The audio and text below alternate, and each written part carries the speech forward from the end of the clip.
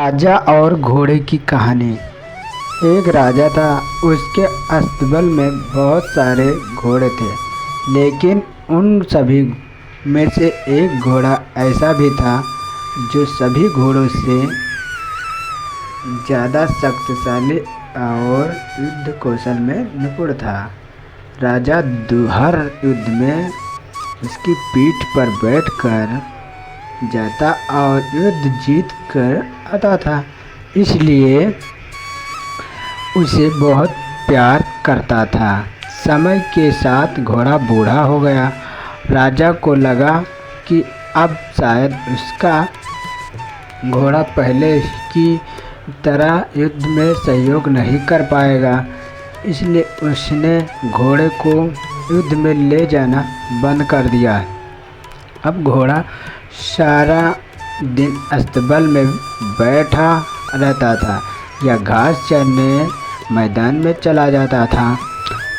एक दिन घोड़ा कहीं दूर निकल गया और रास्ते में आते समय एक नदी मिली। नदी में कीचड़ था। घोड़े को लगा कि वह आसानी से नदी पार कर लेगा, किंतु जैसे ही उसने नदी पार करने का प्रयास किया, वह कीचड़ में फंस गया। घोड़ा जितना कीचड़ से बाहर आने का प्रयास करता, वह उतना ही उसमें फंसता जा रहा था। अपने आप को मुसीबत में घिरा देख घोड़ा ज़ोर ज़ोर से हिनहिनाने लगा।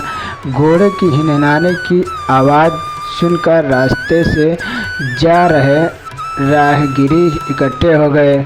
उन सभी ने मिलकर घोड़े को कीचड़ से निकालने का प्रयास किया, किंतु वो असफल रहे।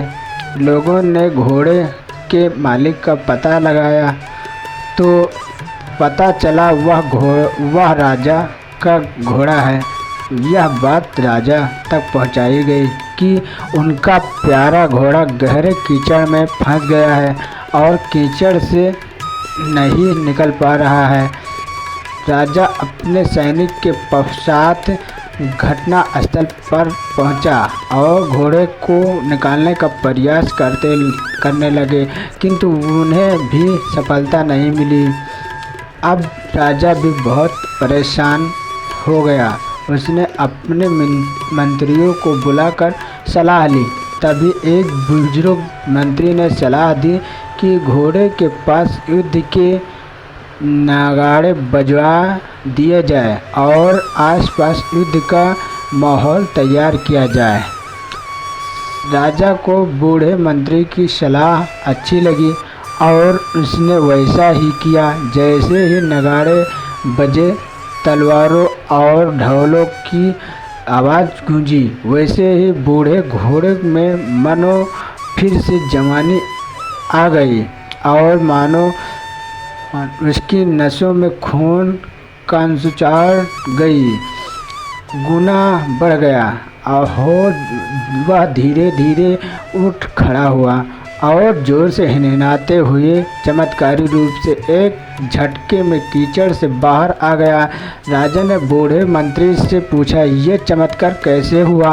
मंत्री ने उत्तर दिया, ये घोड़ा बूढ़ा जरूर हो गया है, लेकिन जब इससे काम नहीं लिया गया तो इसके अंदर का उत्सव और आत्मविश्वास खत्म हो गया था और आज फिर से वही माहौल मिला तो उसमें उत्सव का संचार हुआ और ताकत लौट आई है। राजा को भी सारी बात समझ में आ गई और उसने अपने वीर घोड़े को फिर से काम पर रख लिया। शिक्षा।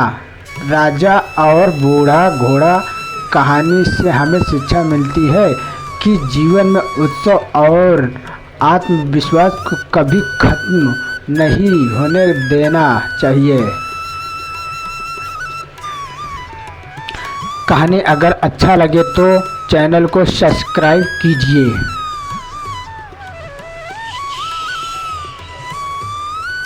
धन्यवाद।